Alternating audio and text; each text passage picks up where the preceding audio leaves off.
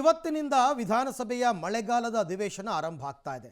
ಈ ಧರ್ಮಸ್ಥಳ ವಿಚಾರವನ್ನು ಪ್ರಸ್ತಾಪಿಸಿ ಸರ್ಕಾರವನ್ನು ಇಕ್ಕಟ್ಟಿಗೆ ಸಿಕ್ಕಾಕಿಸಬೇಕು ಅಂತ ಬಿಜೆಪಿಯವರು ಪ್ಲಾನ್ ಮಾಡ್ಕೊಂಡಿದ್ದಾರೆ. ನಿಮಗೆಲ್ಲ ಗೊತ್ತೇ ಇದೆ, SIT ರಚನೆಯಾಗಿದ್ದನ್ನೇ ಅಪೋಸ್ ಮಾಡಿದ್ರು ಬಿಜೆಪಿಯವರು.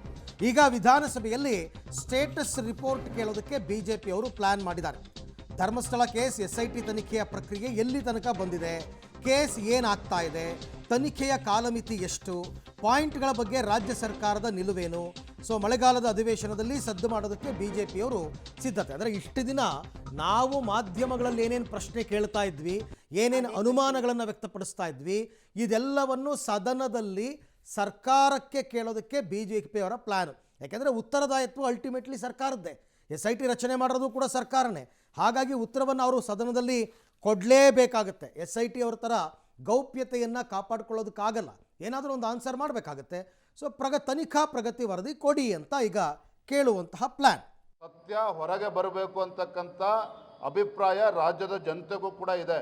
ಹಿಂದೂಗಳ ಅಥವಾ ಧಾರ್ಮಿಕ ಒಂದು ಭಾವನೆಗಳಿಗೆ ಧಕ್ಕೆ ತರ್ತಕ್ಕಂಥ ಕೆಲಸ ಮಾಡಿದ್ರೆ ಖಂಡಿತ ಅದನ್ನು ನಾವು ನೋಡ್ಕೊಂಡು ಸುಮ್ಮನೆ ಕೂರ್ತಕ್ಕಂಥ ಪ್ರಶ್ನೆನೇ ಇಲ್ಲ. 13 ಪಿಟ್ಗಳಲ್ಲ, ಇನ್ನೂ 15 ಜಾಗದಲ್ಲಿ ಬೇಕಾದ್ರೆ ಗುಂಡಿ ತೋಡು ಹುಡುಕಂತ ಕೆಲಸ ಮಾಡಲಿ. ಸತ್ಯ ಹೊರಗೆ ಬರಲೇಬೇಕು, ತನಿಖೆ ಆಗಲೇಬೇಕು, ಸರಿಯಾದ ರೀತಿ ಪಾರದರ್ಶಕವಾಗಿ ತನಿಖೆ ಆಗಬೇಕು ಅಂತಕ್ಕಂಥದ್ದು ನಮ್ಮ ಸ್ಪಷ್ಟ ನಿಲುವಿದೆ.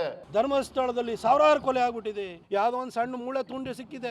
ಈಗ ಧರ್ಮಸ್ಥಳವನ್ನು ಟಾರ್ಗೆಟ್ ಮಾಡಿಕೊಂಡು ನಮ್ಮ ನಂಬಿಕೆಗೆ ಹೊಡೆಯುವಂತಹ ವ್ಯವಸ್ಥಿತವಾದಂಥ ಪ್ರಯತ್ನ ನಡೀತಾ ಇದೆ. ಹಿಂದೂ ಸಮಾಜಕ್ಕೆ ಏನಾಗಿದೆ ನಿಮಗೆ? ತಕ್ಷಣ ಈ ತನಿಖೆಯ ನೆಪದಲ್ಲಿ ಅಪಪ್ರಚಾರಗಳನ್ನು ಮಾಡೋದನ್ನ ನಿಲ್ಲಿಸಿ, ದೂರುದಾರರೇ ದೂರನ್ನು ಕೊಡೋದು ಮತ್ತು ತನಿಖೆ ಹಿಂಗೆ ಆಗಬೇಕು ಅಂತೇಳಿ ಕಳೆದ 11 ದಿನಗಳಿಂದ ಅವರೇ ಹೇಳ್ತಾ ಇರೋದು. ಮತ್ತು ಸಂಜೆ ಆಗ್ತಿದ್ದಂತೆ ಅಸ್ಥಿಪಂಜರಗಳು ಸಿಕ್ಕಿದೆ, ಒಂದು ಹೆಣ್ಮಗುವಿನ ಅಸ್ಥಿಪಂಜರ ಸಿಕ್ತು, ವಯಸ್ಸಾದವ್ರದ ಅಸ್ಥಿಪಂಜರ ಸಿಕ್ತು, ಯಾವುದೋ ಗಂಡಸಿನ ಅಸ್ಥಿಪಂಜರ ಸಿಕ್ತು ಅಂತೇಳಿ ಇವರೇ ಅದನ್ನು ವೈಭವೀಕರಿಸ್ತಾ ಇದ್ದಾರೆ. ಹಾಗಾಗಿ ನಾನು ಇವತ್ತು ಸರ್ಕಾರಕ್ಕೆ ಆಗ್ರಹ ಮಾಡ್ತೇನೆ, ಈ ಎಲ್ಲ ಅನುಮಾನಗಳು SIT ಇದನ್ನು ನಿವಾರಣೆ ಮಾಡಬೇಕು.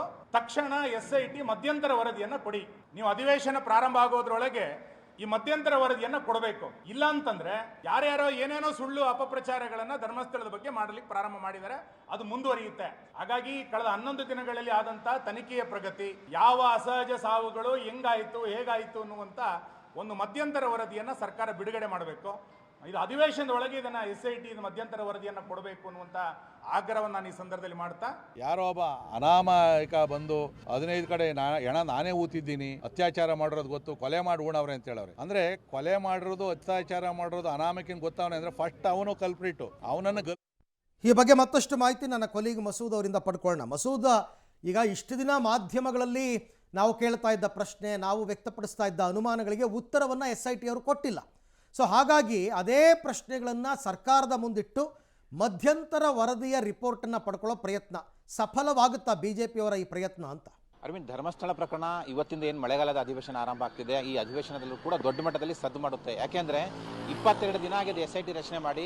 ಈ 22 ದಿನಗಳಲ್ಲಿ ಸುಮಾರು 15 ದಿನಗಳಿಂದಲೂ ಕೂಡ ಶವ ಹೊರತೆಗೆಯುವಂತಹ ಅಥವಾ ಶವದ ಹುಡುಕಾಟ ಪತ್ತೆ ಕಾರ್ಯವನ್ನು SIT ಅಧಿಕಾರಿಗಳು ಅನಾಮಿಕನನ್ನು ಕರ್ಕೊಂಡು ಹೋಗಿ ಮಾಡ್ತಾ ಇದ್ದಾರೆ.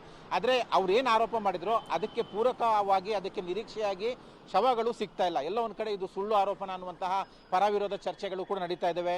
SIT ಒಂದು ತನಿಖೆಯ ವಿಚಾರ ಪ್ರತಿನಿತ್ಯವೂ ಇಷ್ಟು ತೀವ್ರ ಮಟ್ಟದಲ್ಲಿ ಚರ್ಚೆ ಆಗ್ತಾ ಇರುವಂಥದ್ದು ಬಹುಶಃ ರಾಜ್ಯದಲ್ಲಿ ಇದೇ ಮೊದಲು ಅನ್ಸುತ್ತೆ. ಯಾಕೆಂದರೆ 22 ದಿನಗಳಿಂದಲೂ ಕೂಡ ಪ್ರತಿನಿತ್ಯ SIT ತನಿಖೆ, ಆ ದೂರು, ಪರವಿರೋಧ ಚರ್ಚೆಗಳು, ಆರೋಪಗಳೆಲ್ಲವೂ ಕೂಡ ಚರ್ಚೆಗೆ ಬರ್ತಾ ಇದ್ದಾವೆ. ಒಂದು ರೀತಿಯಲ್ಲಿ ಇತ್ತೀಚೆಗೆ ಗಲಾಟೆ ಕೂಡ ಆಯಿತು, ಸಂಘರ್ಷ ಕೂಡ ಆಯಿತು ಧರ್ಮಸ್ಥಳದಲ್ಲಿ.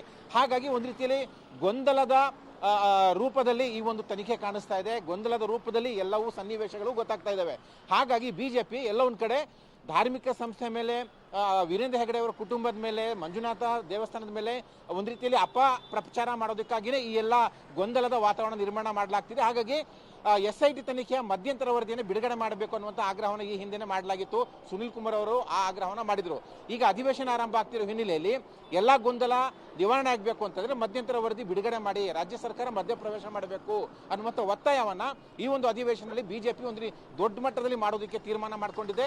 ರಾಜ್ಯ ಸರ್ಕಾರ ಏನು ಹೇಳ್ಕೊಂಡು ಬರ್ತಾ ಇದೆ, ನಾವು ಮಧ್ಯಪ್ರವೇಶ ಮಾಡಲ್ಲ, ತನಿಖೆ ವರದಿ ಬಂದ ನಂತರ ನೋಡ್ತೇವೆ ಅಂತ. ಆದರೆ ಪರಿಸ್ಥಿತಿ ಆ ಥರ ಇಲ್ಲ. ಯಾವುದೇ ತನಿಖೆಯಲ್ಲಿ ಸರ್ಕಾರ ಮಧ್ಯಪ್ರವೇಶ ಮಾಡಬಾರ್ದು. ಆದರೆ ಈ ತನಿಖೆಯಲ್ಲಿ ಸಾಕಷ್ಟು ಗೊಂದಲಗಳು ಪ್ರಕರಣಗಳು ಸಾಕಷ್ಟು ಸಂಕೀರ್ಣ ಜಟಿಲತೆಗಳು ಕಂಡು ಬರ್ತಾ ಇದ್ದಾವೆ. ಹಾಗಾಗಿ ಸರ್ಕಾರ ಮಧ್ಯಪ್ರವೇಶ ಮಾಡಲೇಬೇಕು. ಒಂದು ಮಧ್ಯಂತರ ವರದಿ ಪಡೆದುಕೊಂಡು ಏನಾಗಿದೆ ಏನಾಗಿಲ್ಲ ಅನ್ನುವಂಥ ಸ್ಪಷ್ಟೀಕರಣವನ್ನ, ಕ್ಲಾರಿಫಿಕೇಶನ್ ಅನ್ನ ಕೊಟ್ಟರೆ ಒಂದು ಮಟ್ಟಿಗೆ ಗೊಂದಲ ನಿವಾರಣೆ ಆಗುತ್ತೆ ಅನ್ನುವಂಥದ್ದು ಬಿಜೆಪಿ ಆರೋಪ, ಆಗ್ರಹ. ಹಾಗಾಗಿ ಈ ಒಂದು ಸದನದಲ್ಲಿ ಆ ಒಂದು ಆಗ್ರಹವನ್ನ ಮಾಡೋದಕ್ಕೆ ಬಿಜೆಪಿ ನಾಯಕರು ತೀರ್ಮಾನ ಮಾಡಿಕೊಂಡಿದ್ದಾರೆ. Arvind. Right Masood, thank you. ತಮ್ಮೆಲ್ಲ ಮಾಹಿತಿಗೆ ಧನ್ಯವಾದ. ನೀವು ತನಿಖೆಯಲ್ಲಿ ಮಧ್ಯಪ್ರವೇಶ ಮಾಡಬೇಡಿ, ಒತ್ತಡ ಹಾಕಬೇಡಿ, ರಿಪೋರ್ಟ್ ಕೊಡಿ, ಜನಕ್ಕೆ ಗೊತ್ತಾಗಲಿ, ರಾಜ್ಯದ ಜನಕ್ಕೆ ಏನಾಗಿದೆ ಅಂತ ಗೊತ್ತಾಗಲಿ ಅಂತ.